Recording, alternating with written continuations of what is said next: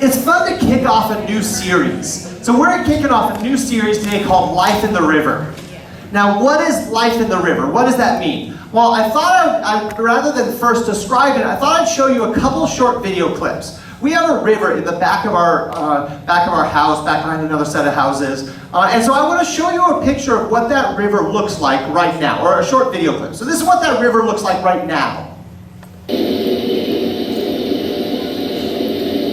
Actually, go back one. I think I might have it reversed. There you go, okay. That's what this river looks like right now. Okay? And that's very common for a river in August, September. Okay? But back in back in May, this is what that river looked like. Same river. This is what life in the river looks like. God desires you to have a deep, abundant, thriving life. And God gives us lots of metaphors for what that life looks like. Lots of metaphors in the Bible. One of the ones that he uses is being in a river. And you see the difference between that? This quiet little river and then this rushing, flowing, vibrant river. That's what life in the river is all about. God desires for you to have a deep, abundant, thriving life. And all throughout the Bible, from Genesis to Revelation, there's this image used, this reoccurring image used of a life-giving river. And so we're going to talk about that. So over the next 3 weeks, we're going to cover 3 topics. Today is live refreshed. Life in the river means that you live refreshed. Next week, come back next week and you hear what it looks like to live happy. What it looks like to live happy as part of that life in the river. And then 3 weeks, our third week is going to be live satisfied. And Pafola is going to be teaching that one. So come back in, that's going to be a great one, but it's live satisfied. So life in the river. If you want to live life in the river, what it looks like is living refreshed, living happy, and living satisfied. So today, we're going to talk about living refreshed. So back after high school, I had the opportunity to go on a missions trip to Haiti, to the island of Haiti. And this was a short-term mission for just a couple weeks. And I got a picture. This was our missions group that we went with. Okay. Okay, there we go. Now it's blurry because we had like the old point and shoots back then and film and all of that. But that's me back in the tank top. This was a whole bunch of Southern Californians, and there's me, all Southern California beach bumming it up in my tank top. That was our mission team. This was back in 1989. Okay? And so here's another picture of some of the work that we did. We did a lot of work with kids, and a lot of the girls. We did a lot of VBS stuff. We did some games, some activities, some teaching, and things like that. And amidst all of this, we took a break one day and went on a hike. Here's an example. Here's a picture of what the hiking trail looked like. Now, what we were told was that we'd go on this short hike, about 45 minutes, up to this beautiful, beautiful lake with a waterfall, all kinds of beautiful stuff. So we're like, all right, that sounds like a great thing to do on our day off, our Sabbath day. So we packed up our stuff, but we didn't bring a whole lot of stuff. Like, for instance, we didn't bring water. I know, nowadays that sounds pretty silly. You're like, what? Yeah, we figured 45-minute walk. There's a freshwater stream up there. They said the water's safe to drink, so we're like, awesome, let's go for it. And so we just start hiking off. Well, so half out, and this is Haiti, which is tropical country, which means it is hot. It is like really hot and really muggy. And so we start walking along, and it gets about a half hour in. We're getting a little tired, a little sweaty, and gets about 45 minutes in. No sign of water, by the way. We start getting hotter and sweatier. An hour comes by, an hour 15. It hits an hour 20. We're still walking. And the guide is like, oh yeah, just right up there.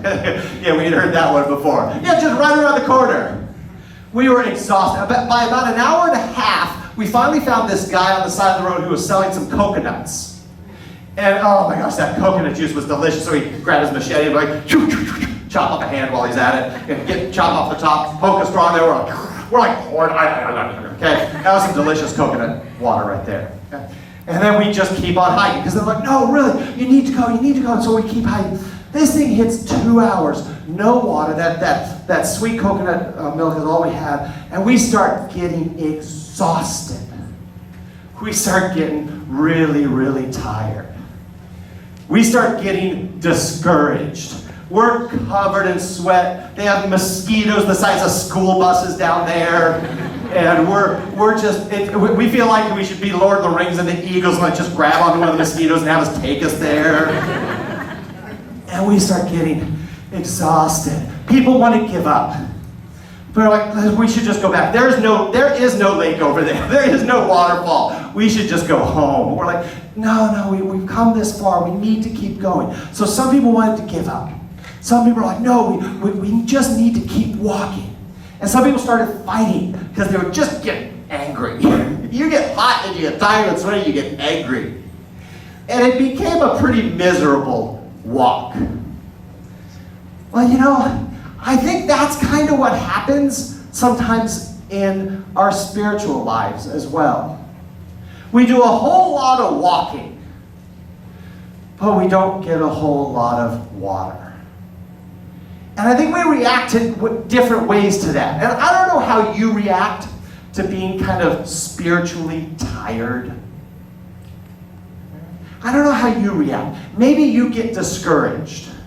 You know you're supposed to keep coming to church, and you keep coming to church, and you keep helping out when they ask, but you're just tired, and you're discouraged. Some of you want to give up. When you feel spiritually tired, you just want to give up. Say, I'm done with church, I'm out. You walk away. Sometimes, I don't know how you get when you get spiritually dry. Maybe you decide, I just have to keep doing. If I keep doing the things, if I keep walking, if I keep helping out with the youth, if I keep going to Nache and CJ, then it'll eventually come back. I'll eventually get refreshed. You should just decide to keep walking and but the refreshment never comes. So what is it like feeling spiritually dry? Are you feeling a little spiritually dry these days? Are you feeling thirsty for something more than just coming to church each week? Maybe you're on the verge of giving up. Maybe you were giving up and then you heard about this thing called RiverLife, you saw it on Facebook, and you thought you'd give it one more shot. Maybe you are one more step away from washing your hands entirely of God and church, and you're done. I don't know how you're feeling, but I'm willing to bet there are a lot of us in here who are feeling spiritually worn out. And if you're feeling that way, I've got good news. We aren't the only people in the history of the world to feel spiritually worn out. And thankfully, the Bible is filled with stories of people who are spiritually dry and tired and discouraged. And we're going to look at just one little passage out of one little story on that today. And it's about the Israelites. Now, it's out of the Old Testament, so let me give you a little bit of context. This is the book of Ezekiel that we're going to be talking about. Okay? So the Israelites were in trouble. Okay? God had already placed judgment upon them for their sins, for denying God, walking away from God, rebelling against God.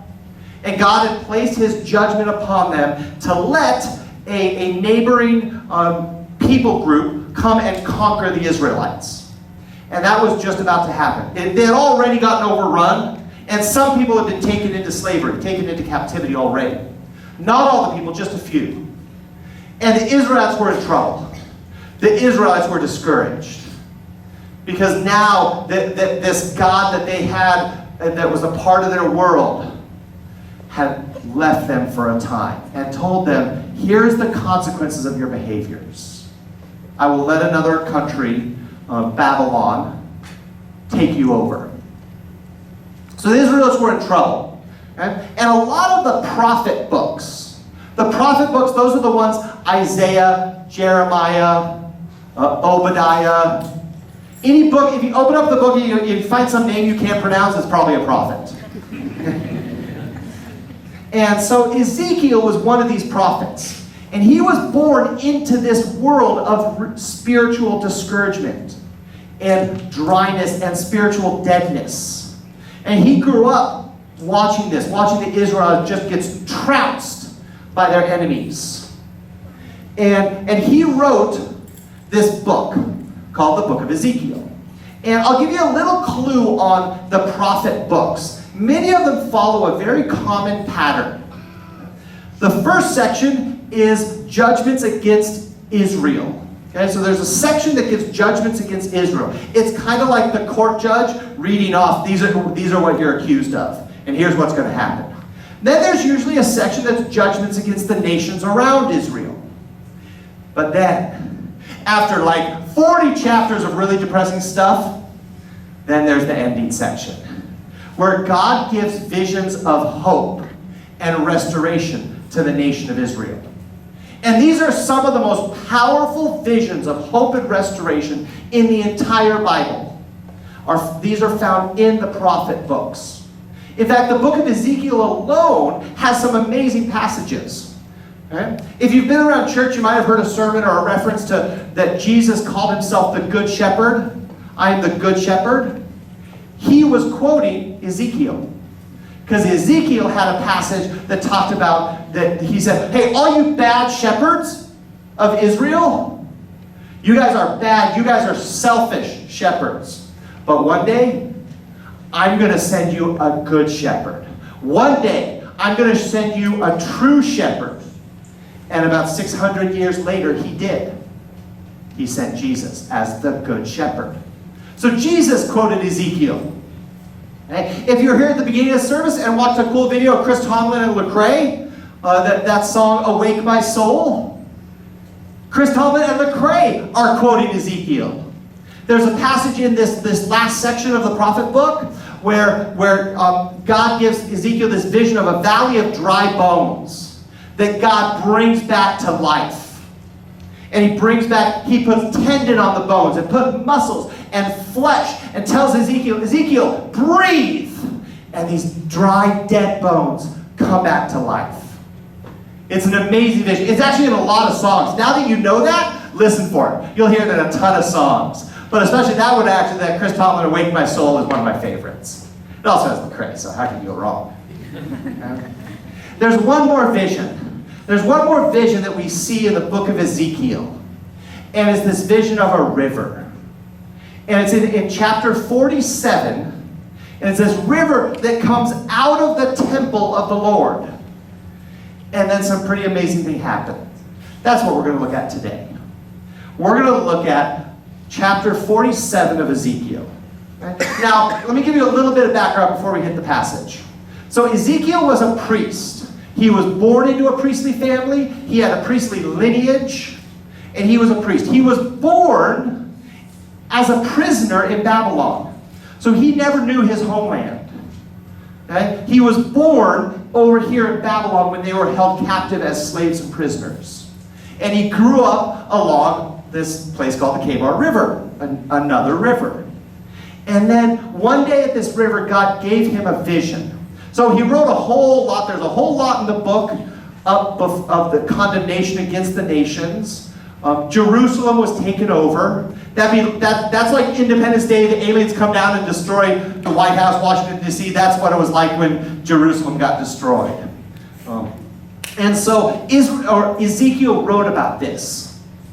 And one of the visions that God gave him was this angelic, I kind of call him an angelic tour guide, took Israel in a vision and took him to different places and allowed him to see these things, this vision of his homeland.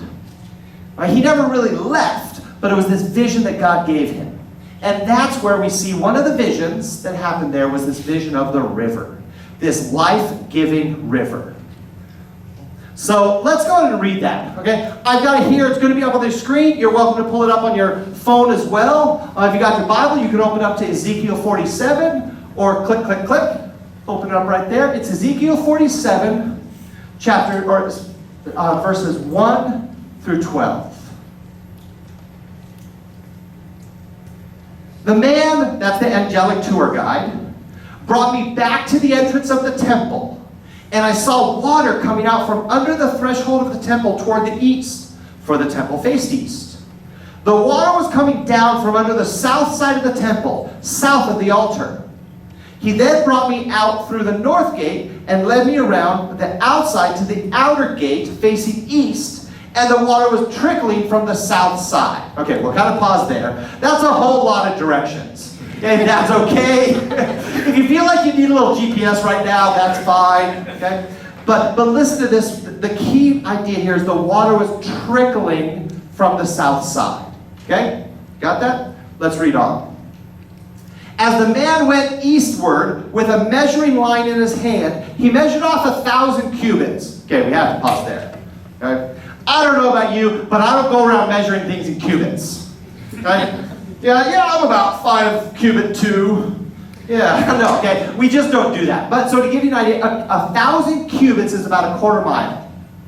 Okay? So he went out about a quarter mile. He measured off 1,000 cubits and then led me through water that was ankle deep. Okay. He measured off another 1,000 cubits and led me through water that was knee deep. Okay. He measured off another 1,000 and led me through water that was up to my waist. He measured off another 1,000. And now it was a river that I could not cross because the water had risen and was deep enough to swim in. A river that no one could cross, and I went and got my jet ski from the cabin. No, okay. And then he asked, Son of man, do you see this? Son of man, do you see this? Then he led me to the bank of the river. He led me back to the bank of the river. When I arrived there, I saw a great number of trees on each side of the river. He said to me, this water flows toward the eastern region and goes down into the Arabah, where it enters the Dead Sea. When it empties into the sea, the salty water there becomes fresh. That should be a little bit of a head scratcher. Swarms of living creatures will live wherever the river flows. There will be large numbers of fish because this water flows there and makes the salt water fresh. So where the river flows, everything will live. Fishermen will stand along the shore from En-Gedi to En-Geliam. There will be places for spreading nets. The fish will be of many kinds, like the fish of the Mediterranean Sea. But the swamps and marshes will not become fresh. They will be left for salt.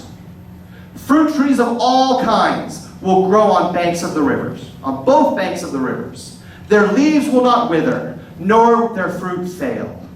Every month they will bear fruit, because the water from the sanctuary flows to them.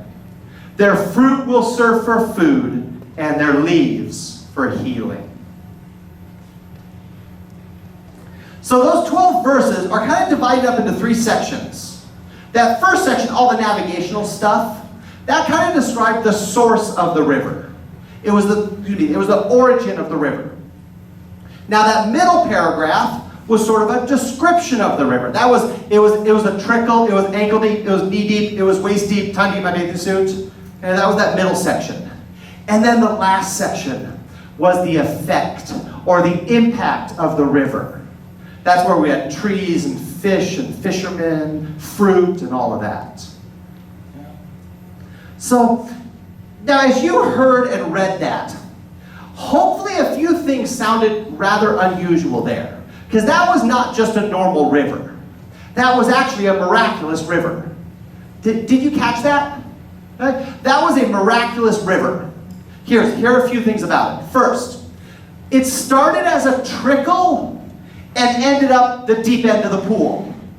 Now, I'm not a river genius, but last time I checked, rivers don't get deeper the farther away they go.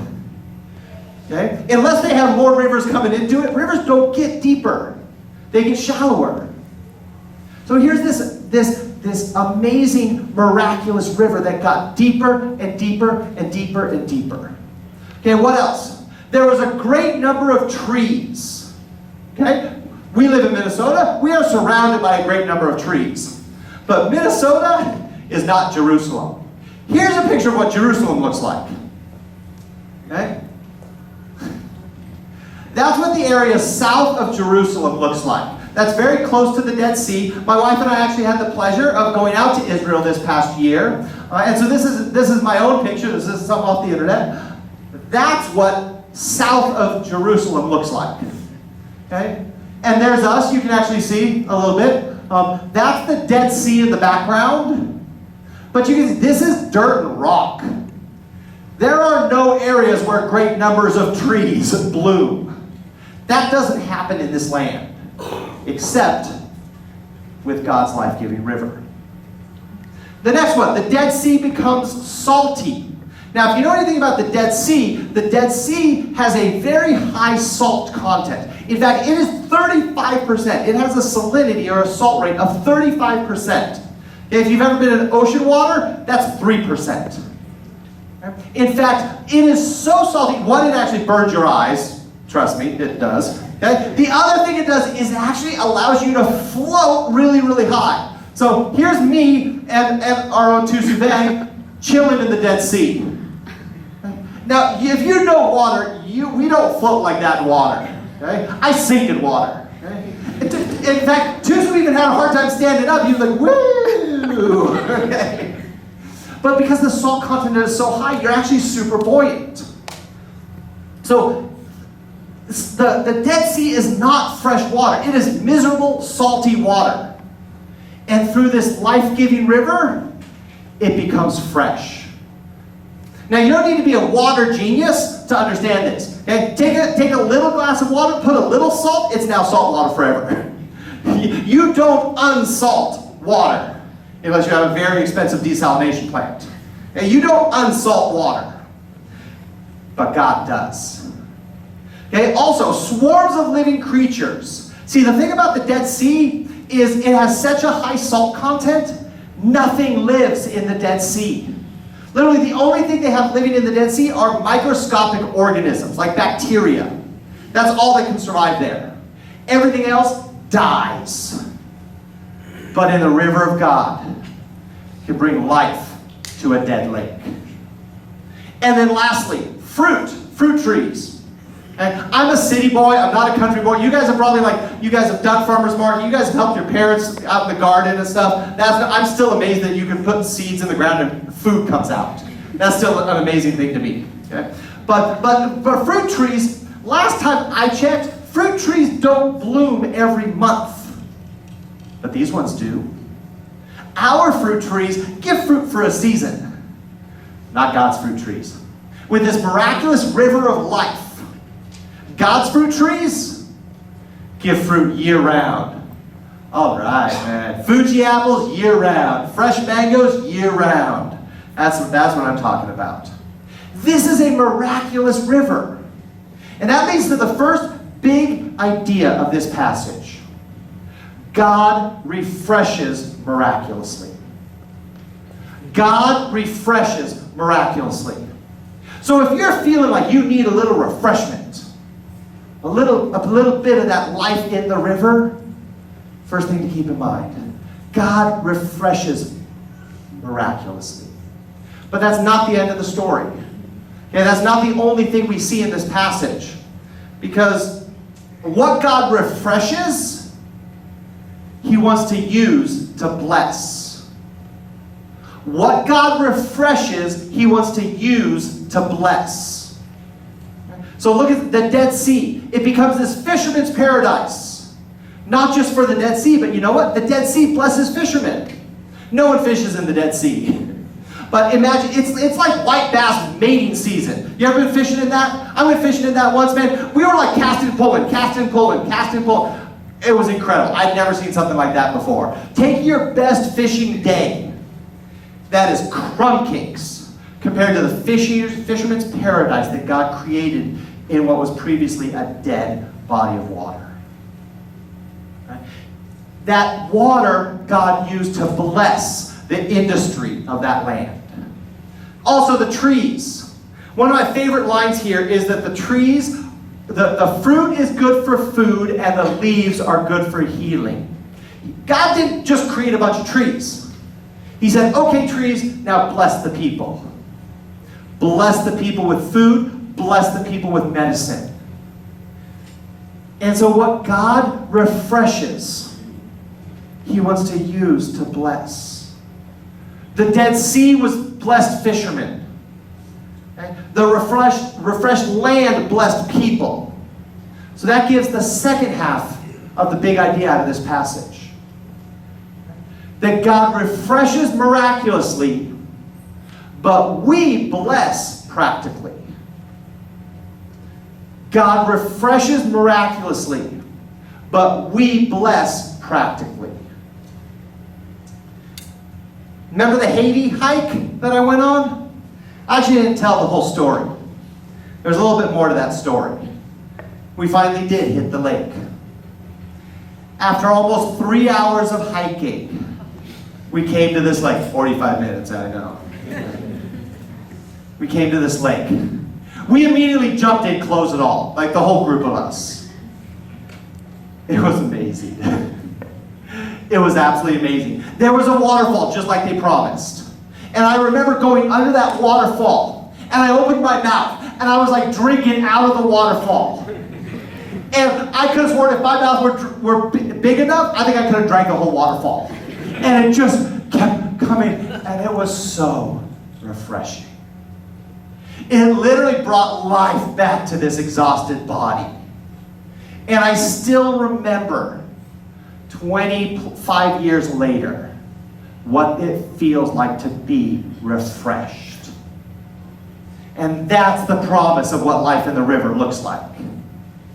Imagine being refreshed with this gushing of water, of living water from God that refreshes you down to your very soul. That's what that lake was like with me. That's what that waterfall was like for all of us who were tired. So for those of you who are tired, and I know a lot of you are, I have a lot of conversations with folks who are tired. I'm tired of working and doing church. It's time to stand under that waterfall of God. Open up your mouth and just and take it all in. What would that look like if we did that? What would that look like if we, as a church family, as a RiverLife family, what do you think it would look like if we lived refreshed?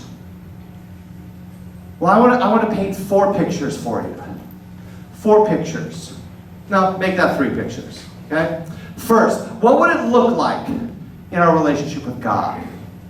If we were, imagine us so refreshed, we overflowed.